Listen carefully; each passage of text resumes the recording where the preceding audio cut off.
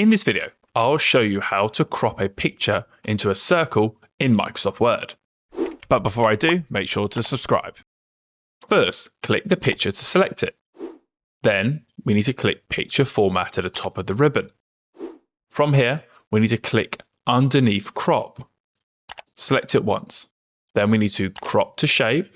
And then in basic shapes, we need to look for an oval like this. Select it once. Initially, the image will be placed inside of an oval.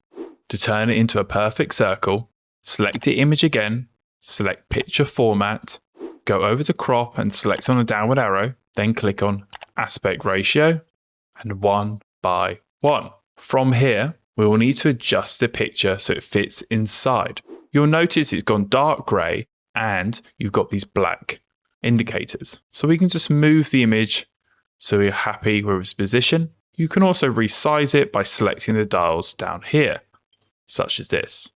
Once you're happy with the changes, simply click outside of the image. Now you've got an image inside of a perfect circle.